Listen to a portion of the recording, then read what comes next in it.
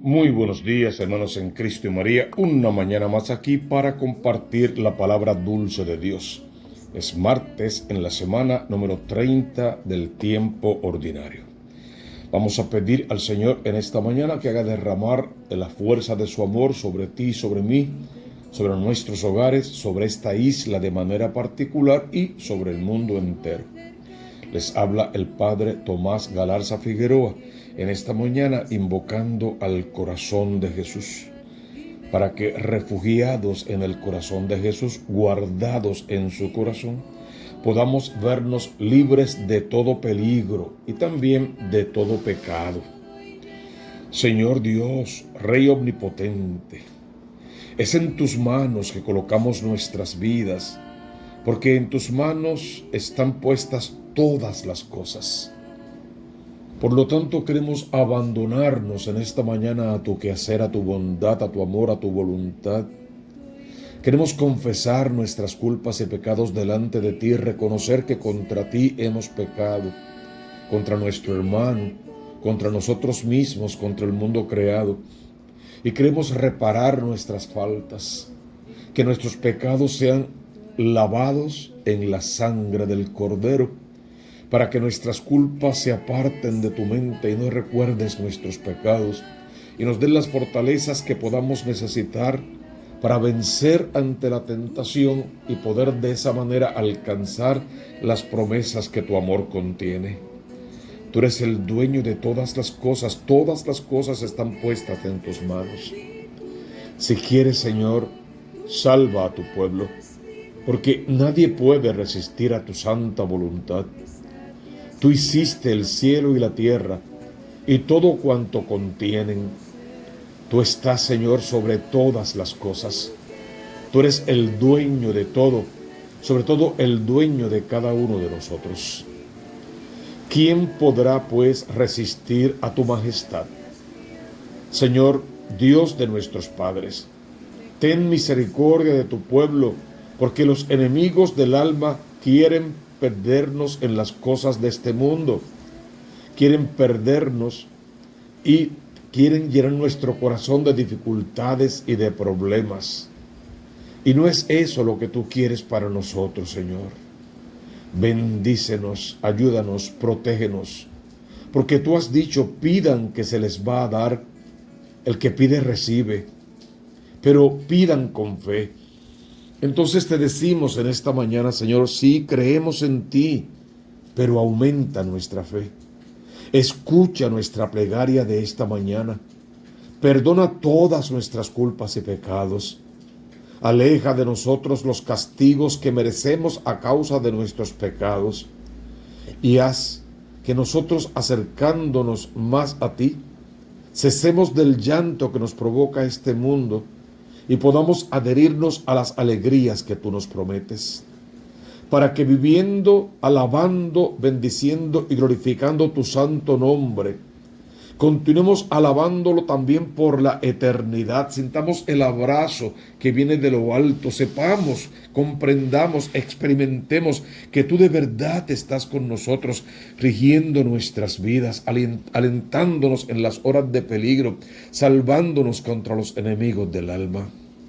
Padre, Madre que me escuchas en esta hora, conságrale ese hogar completo al Señor. Consagra a tus hijos al Rey de Reyes. Haz promesas al Señor de una fidelidad tuya y de tu familia. Y cuando oremos con poder y alcancemos lo que Dios nos promete, entonces vamos a mantenernos en la fidelidad. Que el Espíritu Santo de Dios venga sobre ti, hermano, hermana, y te abrace con su poder, para que siendo y viviendo tú como hijo amado de Dios, nada ni nadie pueda apartarte del Señor, y así garantices tu alma y la salvación de las almas de los que amas más. La liturgia de la palabra de hoy está tomada en su primera lectura de la carta de San Pablo a los Efesios, en el capítulo 5, versículos 21 al verso 33. Es muy hermosa esta lectura. San Pablo está de buenas y nos está diciendo cosas realmente importantes. Hermanos, expresen su respeto a Cristo. ¿Y cómo van a expresar su respeto a Cristo? Siendo sumisos los unos a los otros. O sea, amándose unos a otros, respetándose unos a otros. Cristo es la cabeza de la iglesia, porque la iglesia, mira lo que San Pablo va a pedirnos del inmediatamente, cual es asimismo Salvador, que la esposa es la cabeza y el Salvador todo a su marido, nuestros pecados, como la iglesia se somete a Cristo. Si uno lee esta oración solita, puede ser mal interpretada, se presta para eso. Parecería que literalmente Pablo está pidiendo que la esposa se someta a su marido, y eso no es cierto. Pablo está pidiendo que la esposa se someta a su marido en cuanto y en tanto su marido se somete a Cristo, y en tanto y cuanto su marido trata a su esposa con la dignidad de esposa que Cristo trata a su iglesia, y eso no es exactamente lo mismo. La mujer a lo que se va a someter es a la voluntad de Dios. Y ojalá que esa voluntad de Dios le llegue a través de su marido. Y asimismo se podría y se tendría que decir al presente que el marido se someta a la voluntad de Dios, y ojalá que la voluntad de Dios a su marido le llegue a través del quehacer de su esposa. En aquellos tiempos, en aquella cultura, en aquel mundo virtualmente opuesto al nuestro, se podía usar esa frase sin mayor complicación.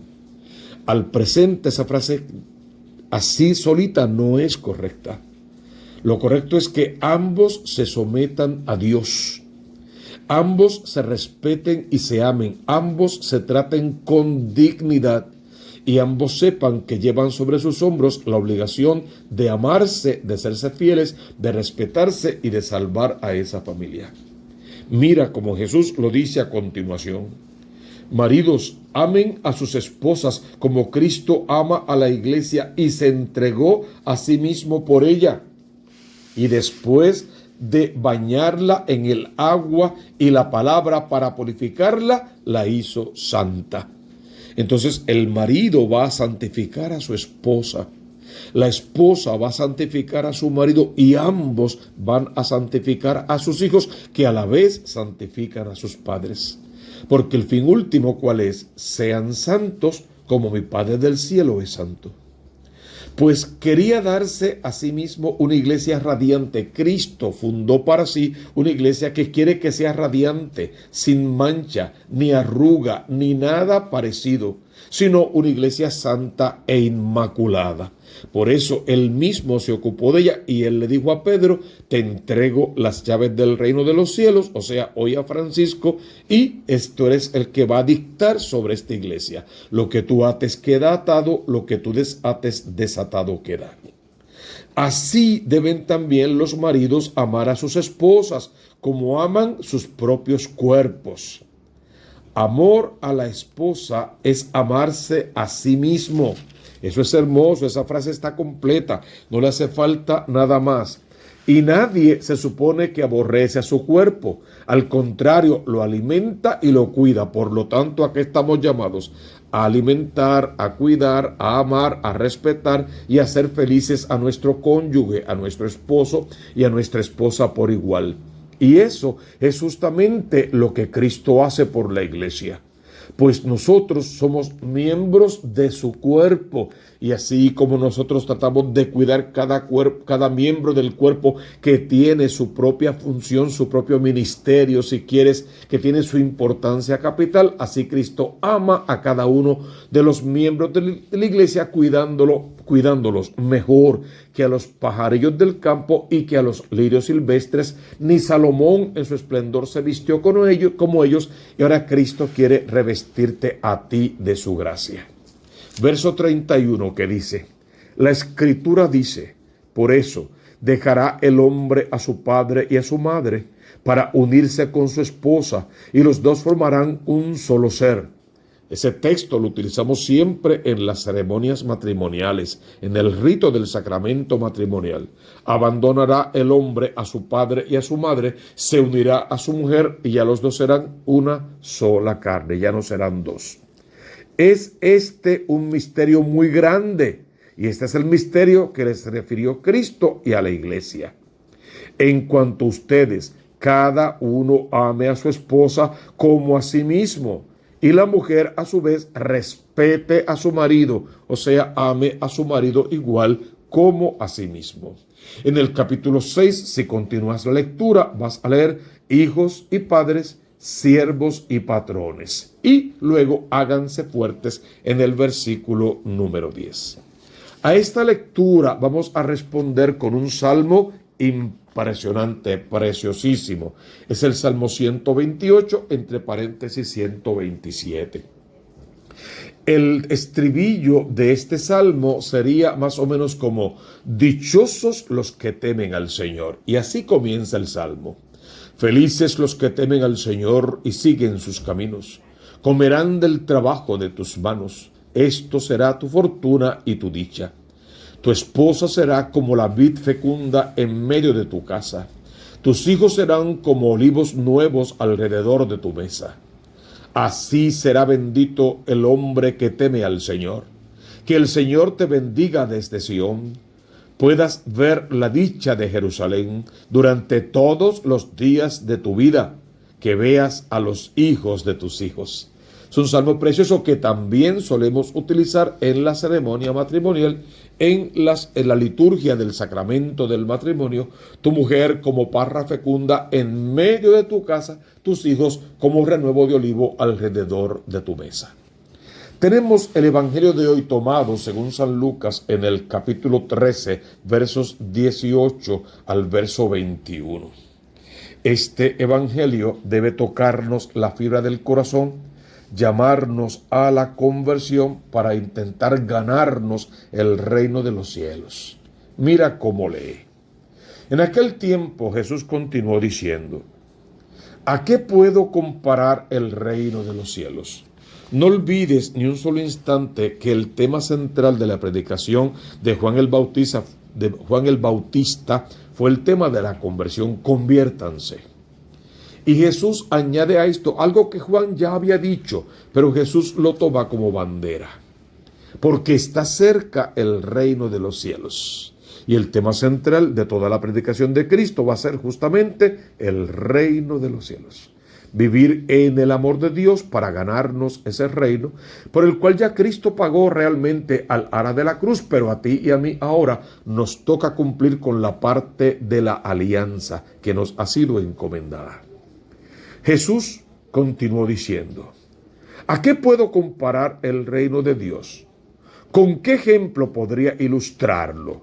Bueno, en el verso 19, es semejante a un grano de mostaza que un hombre toma y sembró en su jardín. Creció y se convirtió en un arbusto, y los pájaros del cielo se refugiaron en sus ramas. Qué interesante que Jesús va a comparar el reino con algo tan insignificante, tan minúsculo, tan poquitito, tan pequeño, como un grano de mostaza, que tal vez es el más pequeño grano de todas las hortalizas. Sin embargo, es plantado, muere, porque si el grano de trigo no cae en tierra y muere, queda infecundo, muere y nace una pequeña plantita que poco a poco se va desarrollando. Nunca logrará ser un ciprés o un gran arbusto, pero llega a ser entre las hortalizas un árbol notable que está allí, que se ve, y que tiene otras dos funciones según los evangelios. Los pájaros del campo pueden venir y anidar en sus nidos, pueden alimentarse en sus ramas. Por lo tanto, si tu fe llegara a ser como un granito de mostaza, ya vas en vías de morirte a ti mismo para ser un gran arbusto que puede aspirar a tocar el reino de los cielos. Fíjate que cualquier personaje realmente importante que veas en la Biblia va a vivir esta experiencia de alguna vez haber sido un pequeño grano de mostaza. Siempre me gusta tomar como ejemplo a David, un simple pastor, allá detrás de las cabras y de las ovejas, corriendo apestoso a oveja todo el tiempo, el hermano menor de una familia de 8, allí estaba él, el hijo de Jesé, cuidando sus ovejas en la mayor importancia. Sin embargo, Dios se fijó en ese pequeño pastor y lo trajo hasta la presencia del profeta para que lo ungiera, y fue ungido.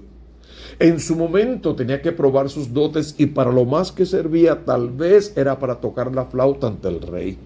Y quizá para llevarle agua y alguna provisión de vez en cuando. Mas creció, se desarrolló. En alguna ocasión tuvo que enfrentarse a los enemigos.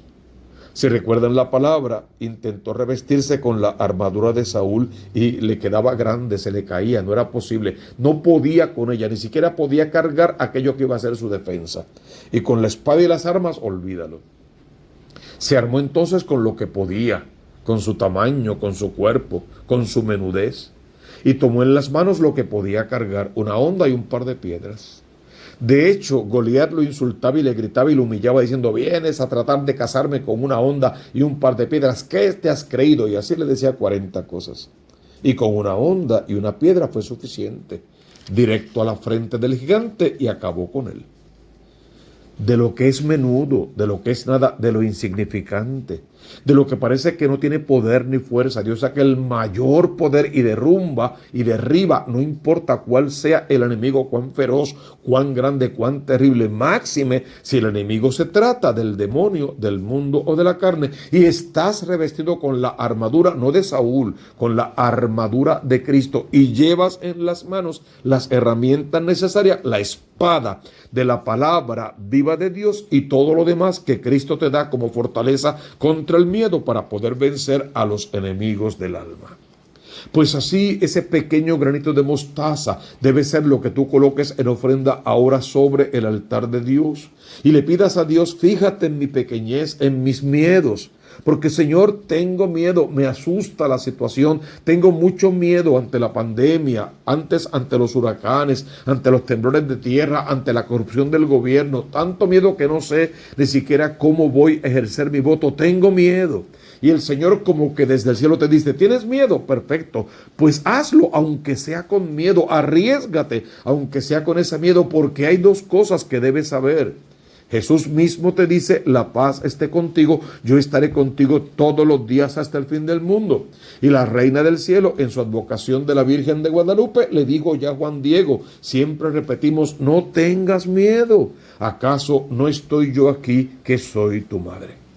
Vamos a refugiarnos en el arbusto de la fe hasta que crezca y toque el reino de los cielos. Vamos a cobijar a nuestros hijos en nuestras ramas. Vamos a alimentarlos con los frutos de fe que hemos ido cosechando. Y vamos a permitir que hagan sus nidos de amor en nuestro corazón en oración para que constantemente, diariamente nosotros presentemos nuestros hijos como oblación, como ofrenda agradable al Rey de Reyes, al Dios de dioses, al Señor del señorío. ¿Con qué más podré comparar el reino de los cielos? ¿Con qué podré ilustrarlo? Es semejante a la levadura que tomó una mujer y la metió en 3 medidas de harina hasta que fermentó toda la masa. Fíjate que Jesús mismo te va a decir: cuidado con contaminarte con la levadura de los fariseos. Estos son unos hipócritas. Si tenemos que echar una levadura a nuestra masa para que pueda crecer, fermentar, pero no puede ser cualquier levadura. No puede ser cualquiera de los ofrecimientos que nos da el mundo en el pecado. No puede ser. Tiene que ser la levadura de la gracia, de la presencia de Dios, de la vida sacramental de la iglesia verdadera, sobre todo la confesión y la Eucaristía, de una oración constante, sin falta, y de una actitud de vida en santidad. Esa es la levadura que le agrada al Señor, la que viene directo del reino de los cielos y al caer en nuestro corazón hace que crezca nuestra buena voluntad, crezca la bondad que ya habita allí, solo tiene que germinar, crezca la capacidad de amar, de perdonar, de pedir perdón y de dar siempre una oportunidad a quien pueda necesitarlo, crezca la capacidad de practicar la caridad y de lo mucho o poco que tenga, ser capaz de compartir con el que tiene menos, y aun cuando me faltara, Dios saldrá fiador por mí y venceremos cualquier tipo de tentación. Esta mujer tomó la medida y la colocó en 3 medidas de harina hasta que fermentó toda la masa. Tu oración, hermano, tu entrega puede hacer fermentar a toda tu familia, aún a los que ahora mismo están viviendo de espaldas a Dios, son rebeldes, se han declarado ateos o pseudoateos, no quieren conocer al Cristo de la gloria, lo rechazan abiertamente. Ese aún puede ser fermentado por el poder de la oración de intercesión. Simplemente no dejes de orar constantemente, de ir a la iglesia domingo tras domingo, si posible día tras día, de confesar tus pecados oportunamente y de comerte a Cristo vivo en la Eucaristía. No dejes los pequeños sacrificios de todos los días y ofrecerlo por la conversión de los que amas más, y no dejes un apostolado concreto para que las almas vuelvan a Dios, se conviertan a Dios y se salven. Hay que orar con poder y pedir a Dios su misericordia infinita. Y sobre todo, no hay que olvidar la consigna: busca primero el reino de Dios con su justicia, y todo lo demás vendrá por añadidura. Hermano, te lo pido todos los días. Suscríbete a este canal, deja tus comentarios y aquí abajo también tus sugerencias. Déjanos tus intenciones para la misa, las llevamos a la Eucaristía. Suscríbete, busca la homilía de cada día y la del fin de semana, compártela en todas tus redes sociales. Invita a tus amigos a que también se suscriban. Hoy es martes, saldrá el nuevo tema formativo en el canal Diócesis de Mayagüez. Suscríbete también para que recibas esos temas, puedas formarte y ayudar a formar a tus hijos. Deja que el amor de Dios cubra toda tu vida, que la Virgen buena te arrope con su manto, que puedas sentir en tu alma deseos de santidad y que todo lo hagas por el reino de los cielos. Recibe la bendición del Todopoderoso en el nombre del Padre y del Hijo y del Espíritu Santo. Amén, amén y amén.